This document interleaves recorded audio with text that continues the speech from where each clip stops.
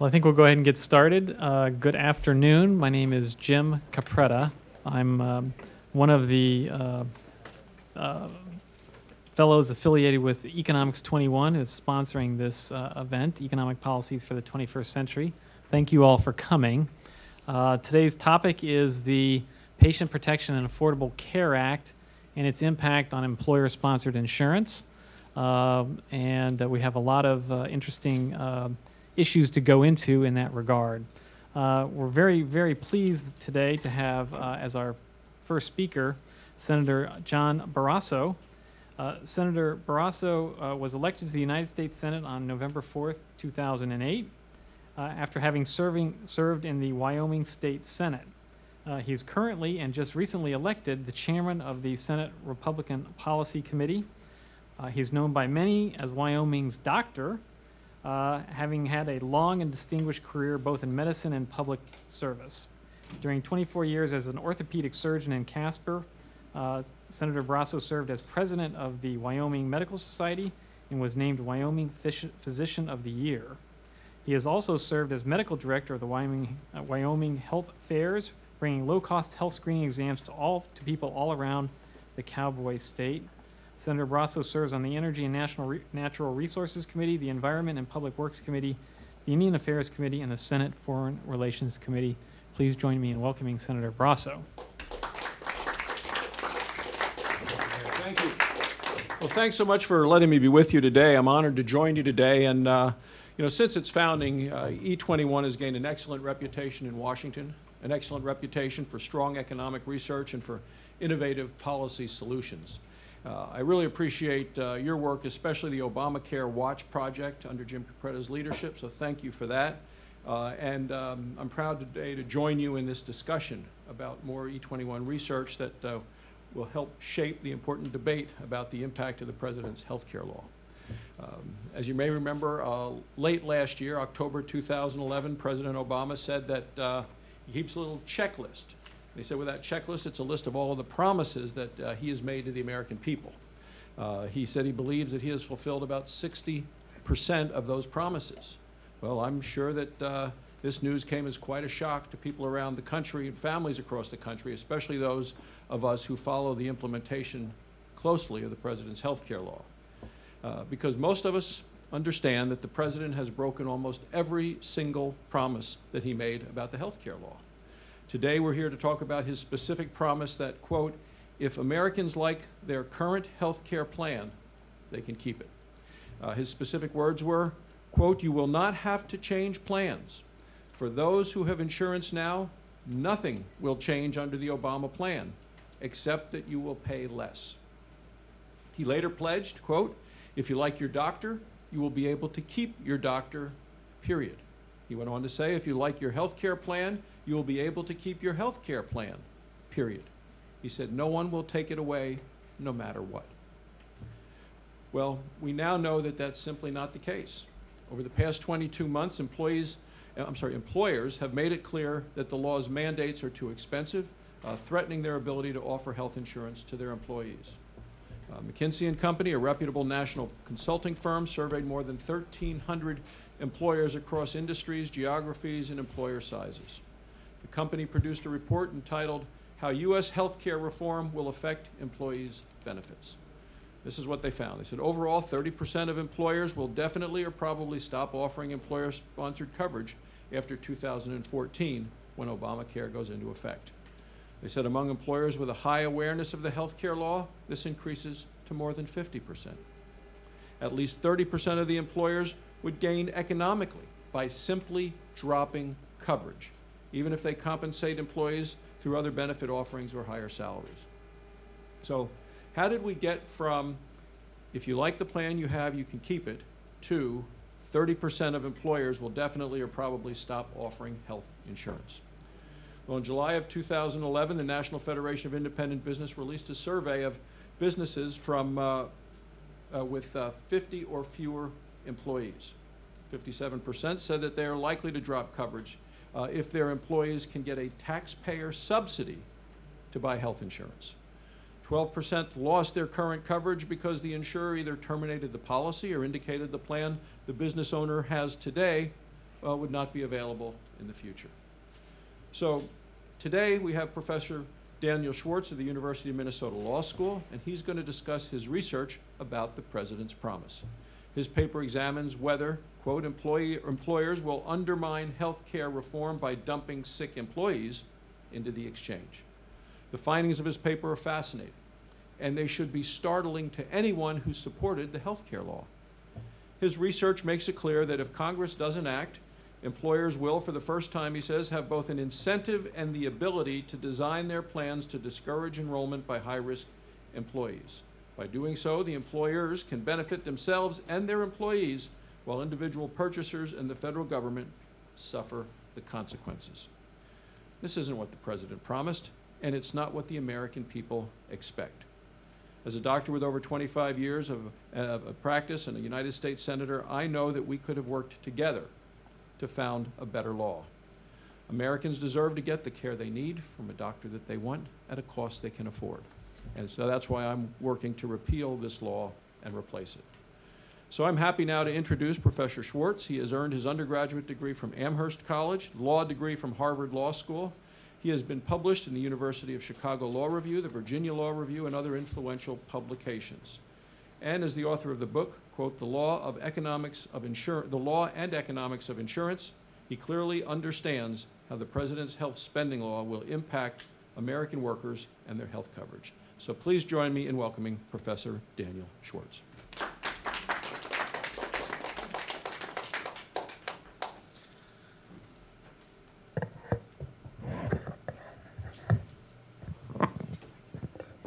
Let's see. Wonderful. Thank you so much for that kind introduction, and thank you all so much for being here. So I should start off my talk by just noting that the paper itself, which really details a lot of what I'm going to talk about today, is available online at the link above. And to the extent that there are any questions you have, you can obviously just email me, but you can also look more at the paper for some of the details. So let me give an overview of what I'm going to talk about today. The basic argument of the paper is that starting in 2014, when many of the provisions of ACA kick in, that employers may attempt to game the healthcare reform system. And the way that they would attempt to game it is by providing coverage that was attractive to low-risk employees, but at the same time that was unattractive to high-risk employees, with the goal of then having employees self-segregate themselves, having low-risk employees stay with employer-sponsored coverage, but having high-risk employees migrate onto the insurance exchange. So let me explain how this would happen through three sort of subtopics. The first is I just want to give an overview of healthcare reform and its approach to risk classification that sets up the results. Then I'm going to talk about how it is that employers could, in fact, dump their employees in this way. And then finally, I'm going to talk about, are there solutions and what are the implications of these findings? So, healthcare reform, one of the major goals of healthcare reform is to deal with the problem of risk classification. Risk classification is when insurers charge different people different rates based upon their estimate of how likely they are to use healthcare. So if you have previously had cancer, they're going to charge you more. If you are a young person who is pretty healthy, they're going to charge you less. And one of the core ideas of healthcare reform is that this is not a good idea, that we should limit the extent to which insurers, in fact, charge people actuarial fair rates. And so the way that it does this, primarily in the individual market, is by limiting direct forms of risk classification. So it tells insurers, you cannot, in fact, charge premiums based on people's health histories. You're not allowed to take that into account. You are not allowed to refuse to offer people coverage. You are not allowed to deny coverage for pre-existing conditions, and you're not allowed to rescind coverage, at least in most cases, when people have made misstatements in their applications. Now, economists have long understood that direct risk classification is not the only mechanism by which insurers can classify that attempts to deal with the risk of indirect risk classification, or classification by design, within the individual market. Many of those mechanisms attempt to establish a sort of minimum floor. Okay, and if you have a minimum floor of coverage in the individual market, you're not going to be as able to then design a plan that's going to appeal to low-risk individuals because you can't actually go below the minimum floor, and that is the essential health benefits requirement. But there are other mechanisms as well. For instance, there's a requirement, at least if you're offering coverage in the exchange, that you have a sufficient provider network. And there are very complicated provisions trying to adjust risk within the exchange so that if you have different types of policies within the exchange, some of which have healthier people and some of which have sicker people, that they actually end up having to pay back to one another to limit the incentive for indirect risk classification. So we could argue about whether or not these are going to be effective, but I don't want to do that today. Let's just say for the second that, okay, this was anticipated as a potentially large problem, and there are various statutory mechanisms to attempt to deal with this. On the other hand, if you look at the self-insured market, and actually many of these results apply to large groups non-self-insured, but I'm going to focus on self-insured employers because the case is even stronger there, and it's getting easier and easier for employers to self-insure, even if they aren't necessarily in the large group.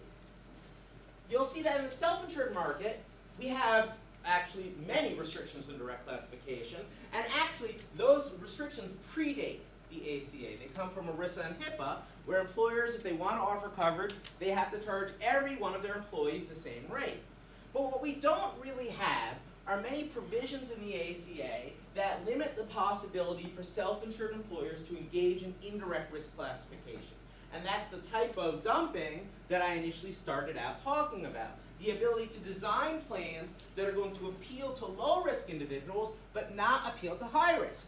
We do have a requirement that these employers cannot have annual or lifetime limits. They must offer preventive care with no cost sharing. And there are limits to the cost sharing that they are required to provide.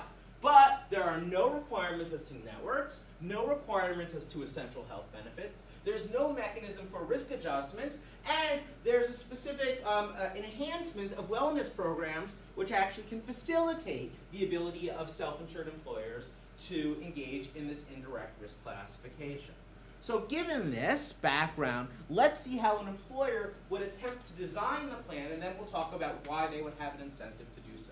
Here's what the employer dumping plan would look like, right? We've talked about the goal. The goal is to have coverage that appeals to your low-risk individuals, but not to your high-risk individuals, so that the high-risk individuals migrate on to the exchange. Now, there are two basic complications. One complication is that the employer plan is going to have to be desirable for low-risk but risk-averse individuals, okay? If you have a plan that none of your employees like, then that's going to be a problem. And so you're going to have to make it be the case that low risks want the plan and desire the plan, even if they don't want to take on a lot of risk. And a complication there for the employer that's seeking to implement the dumping strategy is the fact there are going to be these open enrollment periods in the exchange. So it will not be the case that you can immediately drop your employer coverage and go onto the exchange. You're going to have to wait till a specific period of time. So the employer is going to need to take this into account in thinking about its dumping plan. The second complication is that coverage in the exchange will almost certainly be more expensive for employees. And there are a number of reasons for this. First, there's not the tax break that you get through employer-sponsored insurance. You have to pay with the coverage through the exchange with post-tax dollars. Ordinarily, employers pay a substantial amount of the percentage of employer-sponsored coverage. Very importantly, and this is a key design feature, employees are not going to be eligible for government subsidies if the employer coverage is affordable and provides minimum coverage. So the employees we're talking about here who are high risk are actually not going to be eligible for the subsidies through the exchange, which will mean that the coverage is more expensive. And also employer plans have various administrative benefits. So in thinking about how you achieve this, you need to deal with both of these complications. Here's how an employer could game the system given these complications. The basic idea is first, you'd maximize cost sharing for any high cost expenses, okay? Complete cost sharing for hospitalization, for anything else that a high risk person is likely to incur. Low risk but risk averse people aren't going to mind this because they know they're unlikely to suffer a big loss, but if they do, they'll still have the catastrophic insurance. You provide coverage and cost sharing for low-risk services like optometry, dermatology, vision, dental, anything that's going to appeal to low risk and not high risk. And then you provide an exclusion for any conditions, drugs, treatments that can be anticipated or that are associated with chronic conditions, conditions that are genetic, conditions that are progressive, last resort. This all has to do with the fact that if you want to appeal to low risk but risk averse individuals, you can't say, well, we're not going to cover the risk of being diagnosed with cancer. No one's going to want your coverage then. So if you want low risk but risk averse individuals to stay in your pool, what you do is you provide coverage for those types of risks that a low risk but risk averse person might incur immediately, like a broken leg, a car accident. But any expenses you can foresee, you exclude. Why? So that when you become high risk, then in the next open enrollment period, you switch onto the exchange. Moreover, you can provide a limited network of specialists, but a large primary care network. Again, nothing in ACA prevents any of these things from happening. Nothing in ERISA prevents any of these things from happening. Again, it's a plan designed to make the employer's coverage look great for the low risk, but not so good for the high risk, at least in the long term. So that's how you deal with the people who are low risk but risk averse. You provide them coverage, but you provide them coverage that has high cost sharing, but protects against catastrophic risks, and that allows them to migrate onto the exchange the next time an open enrollment period arises. How about the extra expense of exchange coverage? Well, what you do is you pitch your plan as a free choice plan, and you say any employer that's offering something says, hey, any employee, if you don't want our coverage, we're offering a free choice plan. If you want to go onto the exchange, we'll make a payment to an HRA account that's equivalent to the amount that we normally contribute to employer-sponsored coverage, $5,000, $10,000, whatever it is. You can take that and go onto the exchange. That will be pre-tax income under current IRS regulations if you use it on insurance coverage. So you would offer this to all of your employees and say, you have a choice. Take our bare bones coverage, or go onto the exchange and take this payment on a pre-tax basis. And what you also do is you attempt to use wellness plans to vary the premiums so that low-risk people are actually paying less and high-risk people are paying more. And then exchanges should also do some of the work to the extent they deal with the administrative cost issues. Okay, now, importantly, we need to think about the employer's incentives here. The first key thing to understand is the direct impact on the employer is positive. Here's why. They're not cross-subsidizing or paying the costs of high-risk individuals. All of their employees who have diabetes, who have a history of cancer, who have a history of heart risk, are all getting coverage through the exchange. Now, it's true that moreover, the people who are remaining in the pool, they're actually getting a relatively bare-bones plan, and if they ever become high risk, they're going to go onto the exchange. Because of the distribution of healthcare costs, the sickest 10% pay by far the most in terms of the health insurance costs, you're actually going to be substantially reducing the cost of your health insurance. Very important, you pay nothing under the employer mandate. The employer mandate is there to try to discourage employers from dropping or dumping their employees. But it only kicks in if employees receive subsidies on the exchange. Because you are providing coverage that is affordable and minimum value, and those are very easy to hit, targets to hit. None of your employees are eligible for subsidies on the exchange, okay? But because you're not eligible for subsidies on the exchange, it turns out that you don't face any liability under the employer mandate. So it's actually good from the employer's perspective that their employees are not getting coverage or any of the subsidies. So the employer is happy because they've just changed their health care plan so that they don't have to pay for any of their sick employees, at least any more than sort of, the amount they want to pay into the HRA account. Okay, how about low-risk employees? Well, they're better off. Why? They have increased wages, they have no decrease in effective coverage, and they're not cross-subsidizing their high-risk employees. Finally, high-risk employees are actually better off too in many ways. The reason is because they are actually going to get increased wages, they're getting the HRA payment, and they have the choice of coverage in the exchange. Okay, so if everyone's better off, what's the problem? Well, the problem is the employer and its employees are better off, but how are they being made better off? The way they're being made better off is because all of the high-risk, costly employees are getting coverage in the exchange, which is being cross-subsidized by all the other people in the exchange.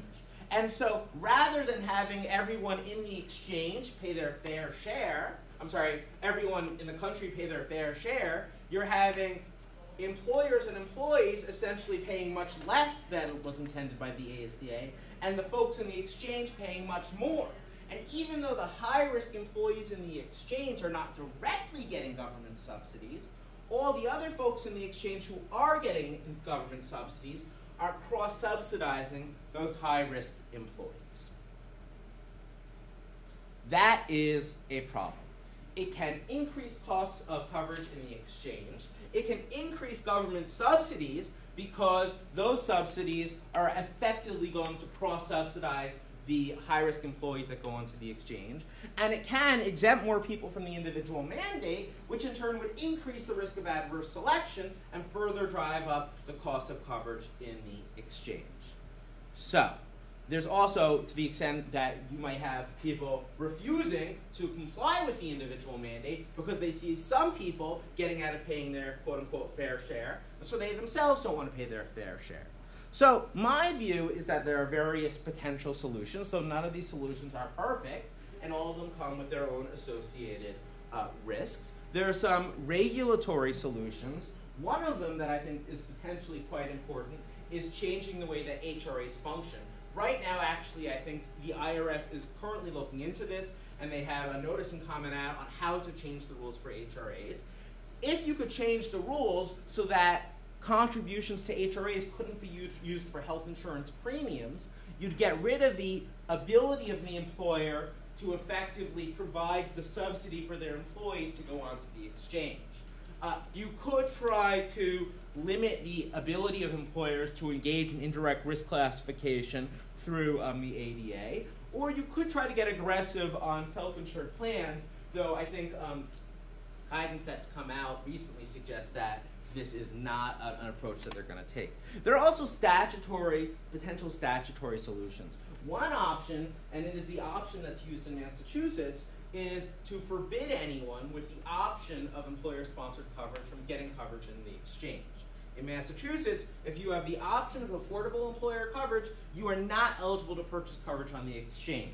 This was actually in one version of the bill and it got dropped out, and so that is a potential option. If you had that option, then employers wouldn't be able to segregate their workforce in this fashion, and then you might have labor market effects sort of squelching the ability of employers to do this. You could try to subject self-insured plans to more specific requirements about what they have to offer, but that itself comes with its own risks. So that is the basic idea of the paper, and to sort of sum it all up, the claim is that people have been looking at it too simplistically and thinking about how employers are going to respond to healthcare reform. They've been thinking about, are they going to keep their coverage or drop their coverage?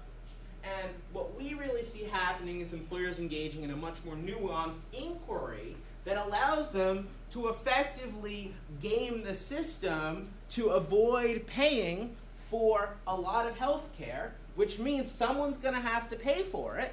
And what we're worried about is those someones are the people in the exchange, and by implication then the government, who's going to have to be subsidizing many people in the exchange. Even if it's not the high-risk employees who are dumped into it, it's the other people in the exchange who will be cross-subsidizing. So I'm happy to take any questions. I know I went through some of that pretty quickly, and admittedly, much of the law is complex. But now I don't know if you want to come next. A little bit, yeah. Okay, great. I do want to provide a few closing remarks and tell you why it's even worse than Professor Schwartz indicated. And start by going back to a point that's made by economists, Congressional Budget Office analysts of the bill and others, they often will say that, this question of employer dumping is really not as big as you might think, because employers offer insurance to their workers really for one reason, right? It's a health benefit. It's a part of their compensation package. They're trying to attract people into their employ who are going to be attracted into their employ if they have a benefit package that's competitive with the benefit packages that are offered by the competitors in the same market, whatever industry or sector they're competing in. And so in a competitive labor market, it's true that there's a certain amount of indifference on the part of an employer to the total amount and the vision of their compensation package. What they want is a good workforce, okay? And so this is the basic theory of why, on some levels, people say, don't worry so much about the dumping that could occur under the healthcare law, because we aren't changing labor markets. Employers out there are still going to want to have the best workers. They're still going to want to compete with the guy down the street. And to do so, if the guy down the street is still offering good coverage, he's going to have to offer good coverage. Okay? That's basically the theory of why don't worry so much about what Professor Schwartz is saying and what Jim Capretta has been saying and others have been saying. And that's true to an extent, of course. There's a certain level of truth to it, except in one instance. And it's very important and very subtle, which is the employee will be better off if some of their health care costs are paid for by somebody else besides their employer. If their total general welfare can go up by being subsidized by taxpayers, they're better off being subsidized by taxpayers and getting cash compensation from their employer. So the game that's going to be going on here, and it's a sort of what I've sort of described in the past as the iron law of entitlements in our system, which is that if the federal government puts money on the table, people will find their way to it one way or the other. Okay, they'll figure it out. It'll take a while. There'll be an adjustment period. It could take 5 years for people to figure it out. Okay, but you can bet your bottom dollar that if the public would be better off rearranging how they're doing things to take advantage and improve their own income and welfare by moving and changing their insurance status, they're going to do it eventually.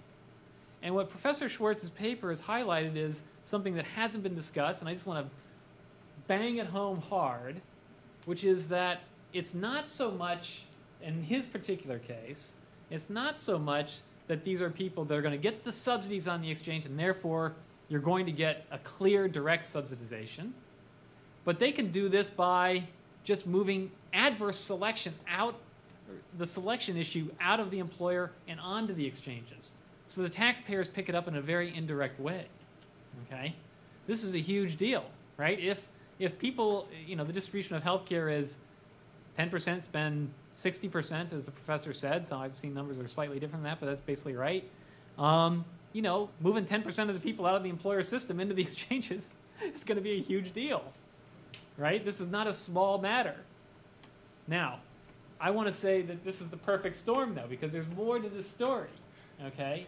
I totally agree with what he's saying. It's very important that people understand this.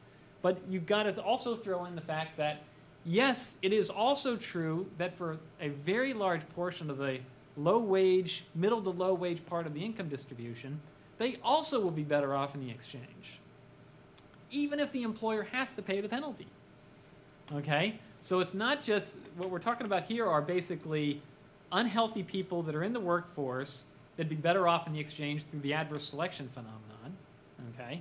But there's also, even beyond that, a very large portion of the workforce that is low wage, probably of average health status, and they would be better off in the exchange even if the employer had to pay the $2,000 penalty because they get the subsidy.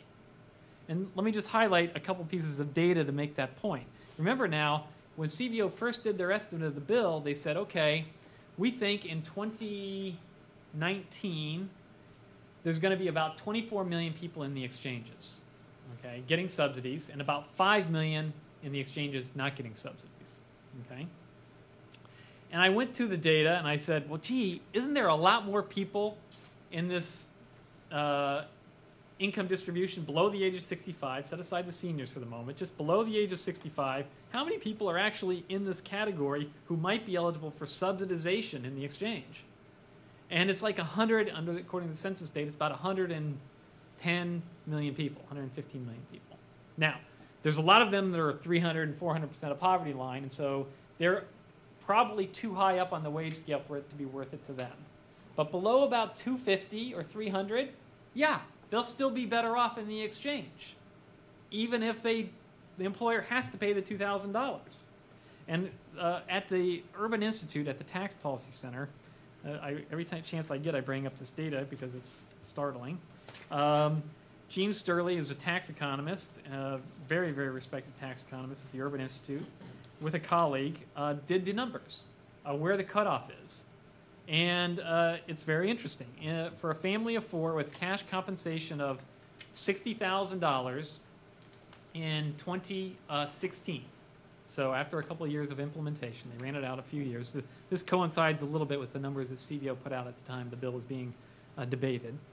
They estimated that the subsidy for a family of four in that, on average, in an employer-based plan, would be about $3,545. Okay? That's from the tax advantage you get when an employer pays premiums on your behalf. Okay? So if they move out of the exchange, out of the employer and into the exchange, they lose that tax preference. But if they go into the exchange, the value of subsidies for a family, cost sharing, by the way, and premium subsidies, for that family would be $6,805. And that includes the fact that the employer had to pay a $2,000 penalty. Okay? So they're better off by $3,300. That's an absolute, clear, direct benefit from taxpayers to that family. The employer is paying the exact same total compensation. They don't care. They're neutral either way. Okay? But they are better off if they're in the exchange. Now, throw into the fact that they might be unhealthy. You've got the perfect storm of employers saying, you know, low wage and unhealthy people in the exchange, high wage and healthy people will just keep in an employer-based system. Okay? I think both of these are going to be huge factors in the implementation of the law if we get to that point. And I think the estimates that have been done to date haven't come close to being sensitive enough to model this. When this is brought up with the official estimators, there's lots of hand-waving about, well, we think because of Massachusetts, we think because of that, it's all going to work out, basically. And you know what? I just think they've totally missed the ball here. Now, to be fair, I totally agree also with Professor Schwartz in saying there's great uncertainty, right? So I'm not claiming that my crystal ball is absolutely perfect compared to CBO's, but the risk here I see very, very asymmetrical risks. I don't see a lot of risks that hey, this thing is going to come in way under budget and no problem.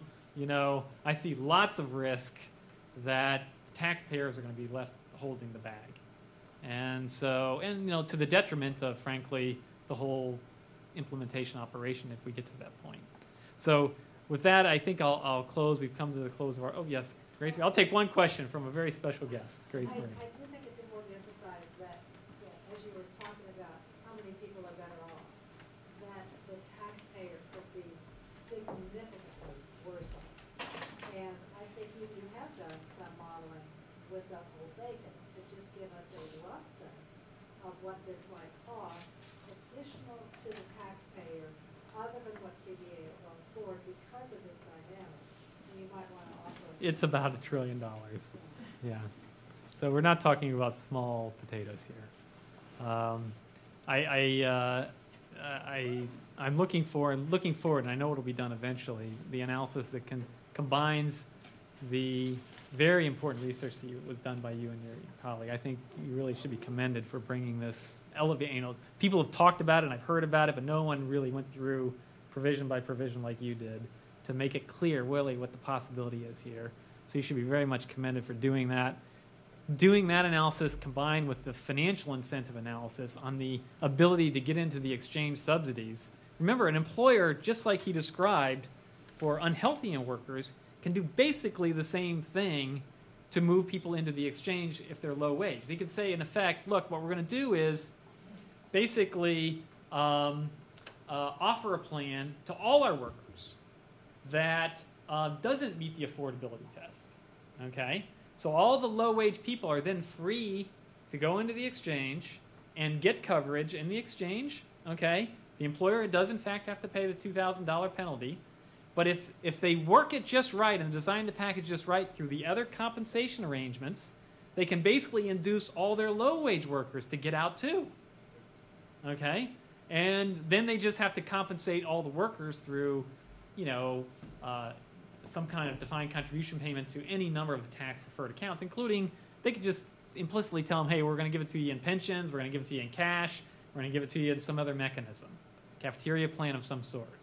So I heard from somebody once that, you know, you'd have to be a pretty incompetent employee benefits consultant not to figure this one out, right? Because this is pretty obvious, okay?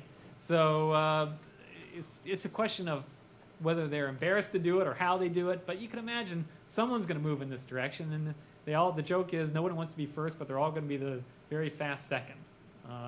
And so, you know, the dynamic here is pretty important to keep an eye on. I don't want to hold anybody up past our appointed hour, but really I think Professor Schwarcz came all the way from Minnesota today, and really thank you for coming.